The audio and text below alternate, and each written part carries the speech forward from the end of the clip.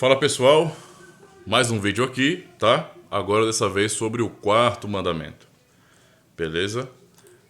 Nós vamos abordar então o quarto mandamento, lembrando aos amados que o objetivo aqui é tentar ser o mais pastoral possível, né? E refletir de maneira mais simples nos mandamentos, e não nos aprofundarmos tanto assim nos debates, né? Embora que no segundo mandamento eu fiz bastante vídeos, acho que 4 vídeos sobre o segundo mandamento, porque assim, é importante refletir bem sobre isso, né? Mesmo assim, eu não trouxe nada que eu possa considerar como um acadêmico, esse tipo de coisa, não. Quero que seja mais simples possível para que todo mundo possa entender, na verdade, né? Então, quanto mais simples for, melhor, tá? Pensando no quarto mandamento, então, eu vou ler os textos do quarto mandamento. Nós temos o texto de Êxodo, capítulo 20, verso 7 em diante, que diz bem assim. Aliás, verso 8. Lembra-te do dia de sábado para o santificar. 6 dias trabalharás e farás toda a tua obra, mas o 7º dia é o sábado do Senhor teu Deus. Não farás nenhum trabalho, nem tu, nem o teu filho, nem a tua filha, nem o teu servo, nem a tua serva, nem o teu animal, nem o forasteiro das tuas portas para dentro. Porque em 6 dias o Senhor fez os céus e a terra, o mar e tudo o que neles há, e ao 7º dia descansou. Por isso o Senhor abençoou o dia de sábado e o santificou. Nós temos também na repetição da lei, em Deuteronômio capítulo 5, a partir do versículo 12, algumas diferenças, alguns acréscimos, não é? Ou, digamos assim, enriquecimento teológico, tá? Aqui da parte de Moisés, que diz bem assim, versículo 12, Deuteronômio 5.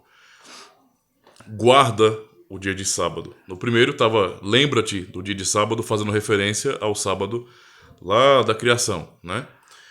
Guarda o dia de sábado para o santificar, como te ordenou o Senhor teu Deus. 6 dias trabalharás e farás toda a tua obra, mas o 7º dia é o sábado do Senhor teu Deus. Não farás nenhum trabalho, nem tu, nem o teu filho, nem a tua filha, nem o teu servo, nem a tua serva, nem o teu boi, nem o teu jumento, nem animal algum teu, nem o estrangeiro das tuas portas para dentro, para que o teu servo e a tua serva descansem como tu. E aí vem algo mais detalhado ainda.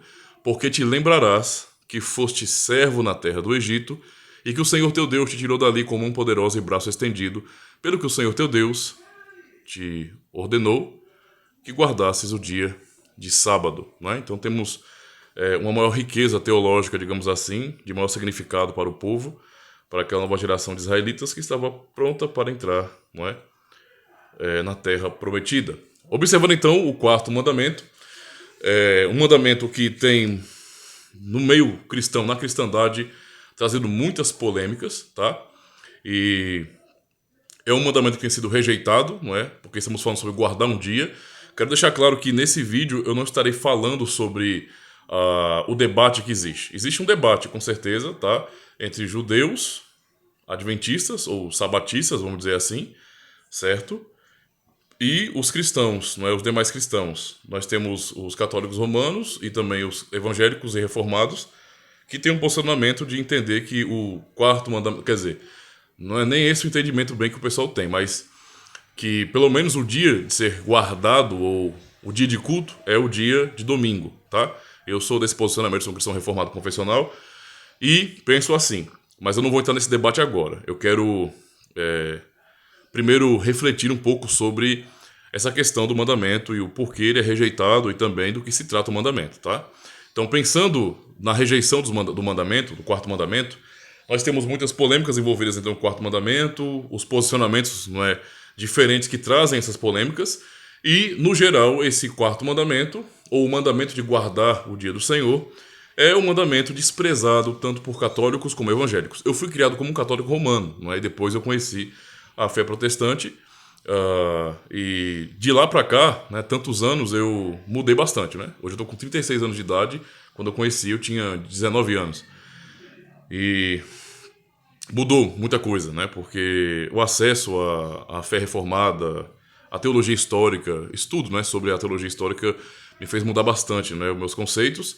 Mas uma coisa é certa, há um desprezo, não é? E eu lembro muito bem que quando o católico romano eu aprendia, né, nesse mandamento, que se não me engano é o terceiro, lá nos 10 mandamentos que está no catecismo da Igreja Católica, é o terceiro mandamento que é guardar domingos e festas, não é?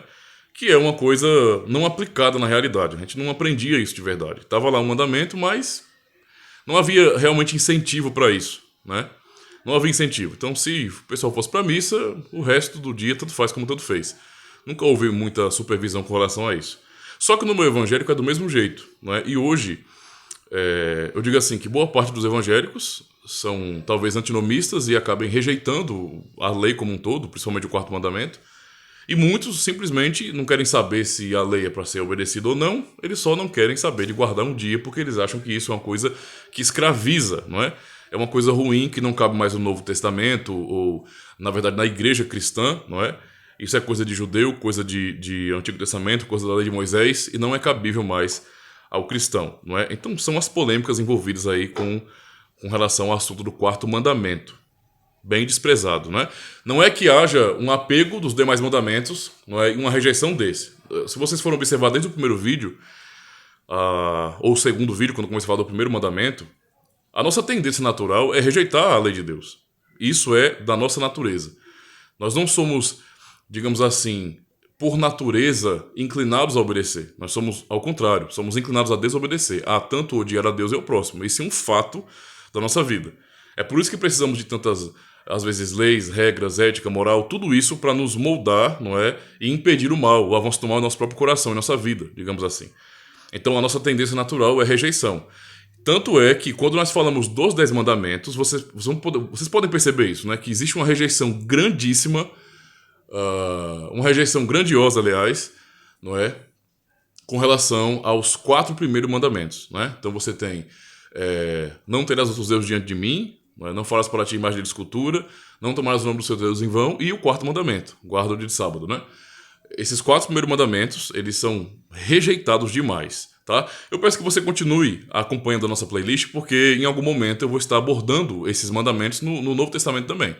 Então é importante, tá bom? E eu vou também explicar muito mais coisas. Então, como eu já tinha dito, essa playlist não vai se limitar a apenas 10 vídeos, não é? Um vídeo em cada mandamento, não. Pode ser que essa playlist aqui dê 100 vídeos, até mais, quem sabe, né? Dependendo da demanda, da necessidade e da interação de vocês também.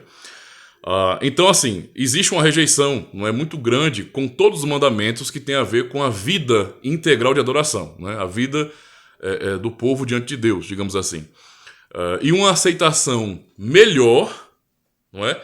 Não é que o mundo aceite, não é? Mas, digamos assim, é mais fácil para as pessoas lidar com do 5º mandamento até o 10º, porque para eles, geralmente para as pessoas, isso tem a ver mais com a moral, né? Eles às vezes não entendem os 4 primeiros mandamentos como sendo de ordem moral, né? Isso é uma coisa estranha, mas é assim que é interpretado muitas vezes e por isso que há tanta rejeição. A questão todinha então, para nossa reflexão desse vídeo do que é que o mandamento do que o mandamento trata, né? Do que se trata, melhor dizendo assim, né? Do que se trata o 4º mandamento. Do que se trata o 4º mandamento, tá? Então, antes de pensar nisso aí, eu quero falar sobre o contexto, não é? Lembra de que quando eu comecei essa playlist, eu quis abordar o contexto e procurei fazer isso nos demais vídeos, né? Pelo menos o primeiro vídeo de cada mandamento, para falar um pouco sobre o contexto, porque a lei de Deus, não é? Eu vejo assim, uma lei de liberdade. Enquanto muitos acabam entendendo a lei como sendo um tipo de aprisionamento, eu entendo como lei de liberdade. Ora, o povo era escravo no Egito, não tinha liberdade para absolutamente nada, não tinha identidade. Deus liberta o povo e então dá 10 falas, 10 mandamentos, não é, para guiar o povo em uma vida livre. Livre do pecado, livre da idolatria, em uma vida dedicada a ele. Certo? É claro que o que ficou configurado, não é, foi a prova cabal de que o homem não tem condições de fazer nada por si mesmo. Não é? Israel recebeu a lei, mas não conseguiu manter, como nenhum de nós consegue, entende? Nós dependemos de Cristo. O que eles deveriam fazer é crer no Senhor Jesus Cristo. E é claro que o remanescente fiel, não é, confiou nas promessas de Deus, creu na promessa do Senhor de enviar o seu Messias.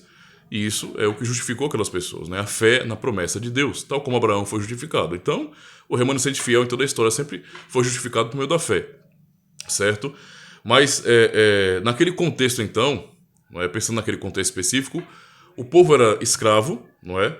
E esse mandamento, o 4º mandamento, quando Deus dá toda a lei, mas quando pensamos no 4º mandamento especificamente falando, esse mandamento ele é uma expressão objetiva dessa liberdade, não é? E é uma expressão objetiva da liberdade que Deus deu ao povo e que é lembrada nesse sentido toda semana, entende? O povo poderia sempre lembrar que Deus havia libertado eles do Egito. Não é? Não é o que nós lemos em Deuteronômio, capítulo 5, por exemplo, não é? Com aquele acréscimo ou enriquecimento teológico feito por Moisés ali. Ou seja, era realmente para que o povo pudesse sempre lembrar, para ser um memorial, um sinal para o povo. Entende? Por quê? Nós temos, não é, uma tendência muito grande a nos esquecermos daquilo que é bom, né? Daquilo que realmente é nobre, é santo, é justo. Temos uma tendência muito grande a nos esquecermos da vontade de Deus, da sua lei, da ética que o Senhor nos revela, da moral. Isso acontece. Nós somos assim. Entende? Mesmo conhecendo tanto do Evangelho, nós ainda pecamos todos os dias, falhamos todos os dias temos razões para pedir perdão a Deus e misericórdia. Esse é o fato. Então o mandamento, o quarto mandamento, ele vem primeiro com esse chamado, né? Primeiro lembra-te e depois guarda e santifica esse dia, para que o povo tivesse esse dia como realmente um sinal, não é? Tem até um texto aqui de Êxodo 31, verso 13, que diz bem assim: diga aos israelitas que guardem os meus sábados, né? Isso será um sinal entre mim e vocês, geração após geração, a fim de que saibam que eu sou o Senhor que o santifica. É claro que temos que pensar bem numa aplicação para isso, porque nem tudo aqui se aplica realmente à igreja cristã hoje. Há aspectos cerimoniais claros aqui que não são mais aplicáveis, né? Porque Cristo cumpriu todas as cerimônias do Antigo Testamento. Então, no quesito cerimonial, no aspecto cerimonial da lei, nós não temos lá nenhuma obrigação, não é nenhuma ligação com isso. Porém, a teologia, a verdade, permanece. Entende? Permanece do mesmo jeito, tá? Porque é moral. Então, é importante compreender do que se trata o quarto mandamento. O quarto mandamento se trata de liberdade. Não é totalmente o contrário do que muitos acabam entendendo, não é? Enquanto você vê um monte de pessoas com tanta dificuldade de sequer refletir no quarto mandamento e entendendo que há uma exigência e que para nós é exigente demais pararmos um dia para adorar a Deus, não é? Poxa, 2 cultos no domingo, quer dizer que eu não posso sair com minha família para viajar no domingo, eu tenho que estar no culto, eu tenho que participar das atividades da igreja. Eu não posso fazer uma viagem com a família, isso não é uma coisa boa em si, etc. Para muitas pessoas, parece que o quarto mandamento, ele aprisiona. Mas aprendemos aqui pelo contexto que é pelo contrário, totalmente o contrário. O quarto mandamento é um sinal de liberdade. Não é? É um sinal de liberdade, é disso que se trata. E a primeira liberdade que é importante citarmos aqui é a liberdade para adorar a Deus. Se vocês podem lembrar bem, no contexto de Êxodo, não é, quando Deus ordenou Moisés e Arão irem até Faraó para pedir que ele liberasse o povo, não é? Faraó recusou muitas vezes, como vocês já sabem, não é? E não era desejo dele que o povo tivesse liberdade para ir para o deserto a adorar a Deus. Não era um tipo de opção que havia no Egito. O povo de Israel, o povo de Deus, era um povo escravo ali, um povo sem identidade. Então eles não tinham essa opção de vamos fazer agora um culto, certo? Vamos cultuar a Deus de maneira pública, livremente. Não havia essa possibilidade. Eles estavam debaixo do governo do Egito, de Faraó. Então, a religião que predominava, a cultura predominante era a cultura egípcia. Eles só eram escravos ali. Entende? O quarto mandamento, ele é um sinal de que Deus realmente libertou o seu povo. Não é? E que aquele impedimento, não é, social, cultural que havia no Egito para o povo não existe mais. Deus libertou o povo. Ele humilhou o Egito, não é? Ele provou que não há nenhum outro Deus além dele. Ele livrou seu povo das garras de Faraó, digamos assim, não é? E conduziu seu povo no deserto, e então deu esse mandamento dizendo assim: eles não vão mais impedir vocês. Não há mais nenhum tipo de impedimento para vocês adorarem a Deus, para vocês servirem a Deus. Certo? Então esse mandamento fala sobre liberdade. Ou seja, vocês podem parar, literalmente, um dia. Vocês trabalham durante 6 dias e vocês podem parar esse dia para, primeiro, descansar. Descansar faz parte dessa dignidade humana e é algo moral, que você descanse e que você não acabe suas forças como um escravo. Um escravo que trabalha sem parar. Essa é a exigência dos seus senhores cruéis. Mas o povo de Deus agora foi liberto do Senhor e, portanto, não tem mais que trabalhar feito escravos. Deus dá um dia para isso, para mostrar que o povo foi liberto, não é? Então havia uma liberdade para literalmente descansar, dar descanso também ao próximo, digamos assim, e para adorar a Deus. Então isso é algo muito significativo, na verdade, não é? Liberdade, então, também dos ídolos, não é? E não é a mesma coisa quando eu falo sobre a liberdade para adorar a Deus. Quando eu falo liberdade dos ídolos, é fazendo uma aplicação pensando tanto naquele contexto como também contemporânea. Tenta imaginar, não é? O nosso contexto hoje. Poxa, nosso coração é uma fábrica de ídolos. Eu faço minhas as palavras de João Calvino. Realmente eu entendo que o coração do homem é uma fábrica de ídolos. Nós temos que lutar contra os nossos pecados todos os dias. Com os nossos pecados. Lutar contra a nossa carne. Isso é fato. Não é? Sempre estamos à beira, muitas vezes, de realmente cair e de entender errado ou de sermos contra a vontade de Deus. Não é? É isso que eu confesso como cristão reformado. É a nossa depravação total. A verdade é essa. Tá? Mesmo nós, como regenerados, não é? Cristãos genuínos, para você que realmente crê no Senhor, ainda assim, não é? Nós temos que lutar contra a nossa carne. Esse é o fato. É uma luta real, não é? E o que acontece? Nessa luta, nós somos inclinados, por nossa própria carne, nós somos inclinados, não é? A erguer ídolos em nosso coração. E fazemos qualquer coisa ídolo. Qualquer coisa, não é? Inclusive, não é? O trabalho.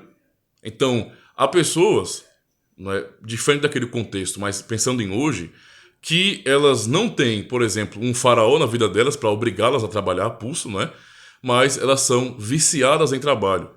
Elas confiam somente no trabalho. Elas fizeram do trabalho o verdadeiro Deus delas. Ou seja, elas esperam tudo do trabalho, confiam no trabalho, confiam no dinheiro, entendeu? E elas entendem que não podem viver sem isso. Se eu parar um dia, eu vou morrer de fome. Não é? Eu não posso parar, porque eu dependo inteiramente do trabalho e do fruto dele, que é o dinheiro. Entende? Isso é idolatria, é escravidão. Não é? Mas não só pensando em trabalho.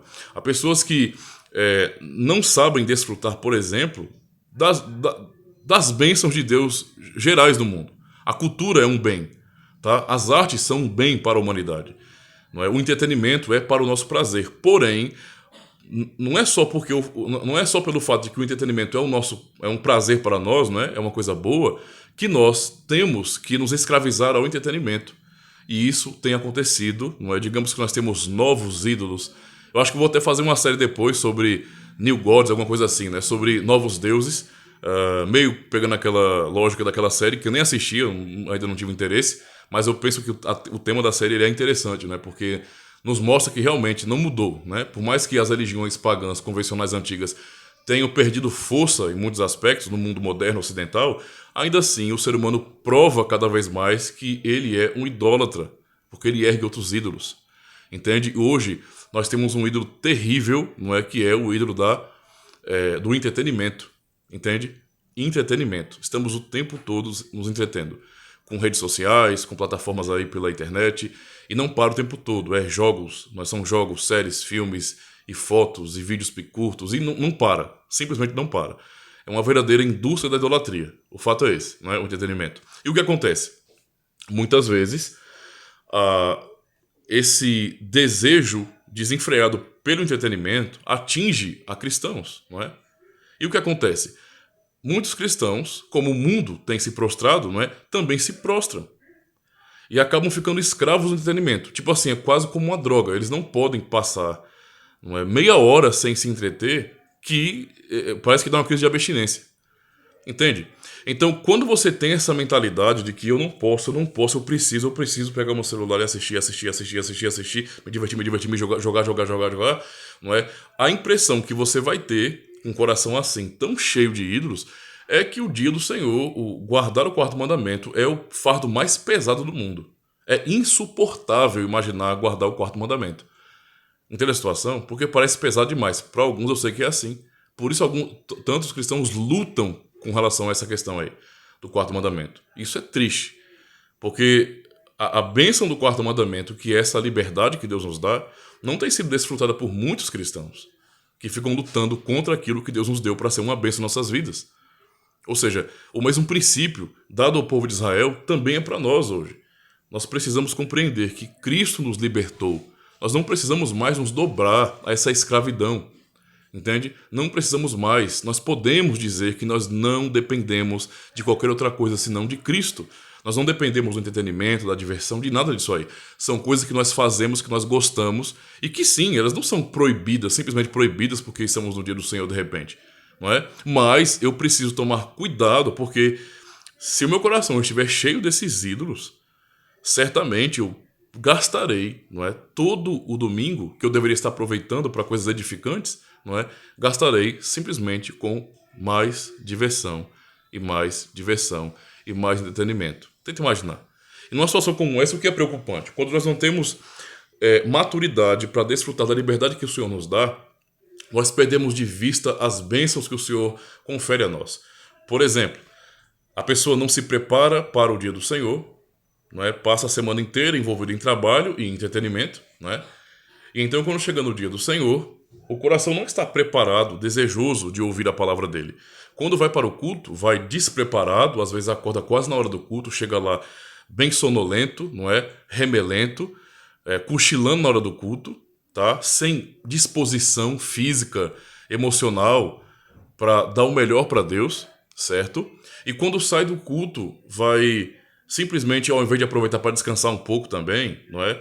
Ou, de repente, se quiser assistir alguma coisa com a família, uma coisa um pouco mais edificante e tal, não é? Mais um pouco tempo, apenas um pouco tempo, mas para descansar também, acaba aproveitando toda a tarde para simplesmente ficar se entretendo a tarde inteira, não é? E aí chega a hora do culto da noite, de repente, e o processo se repete.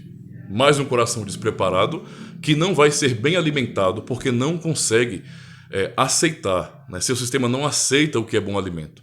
Só gosta de fast food, né? De lanches rápidos. Não consegue aceitar o bom alimento da palavra de Deus. E aí é certamente prejudicado. Entende a situação? Percebam que estamos perdendo com isso riquezas imensas. E aquilo que nós temos como promessa de bênçãos, de prazer para o dia do Senhor, não desfrutamos porque estamos com o coração preso ainda. Nós somos como um passarinho cujo dono ou o Senhor abriu a gaiola e nós não conseguimos sair para desfrutar da liberdade mesmo. Preferimos continuar escravizados a algumas coisas, não é? Por exemplo, eu quero até terminar esse vídeo, né, que já está com 22 minutos, e ainda vai ter mais outros vídeos sobre esse quarto mandamento, mas eu quero terminar aqui apenas citando o texto de Isaías 58, 13 a 14, que para mim é o texto mais formidável no quesito pastoral, não é? Para falar sobre isso. Que diz bem assim, Isaías 58, 13 a 14.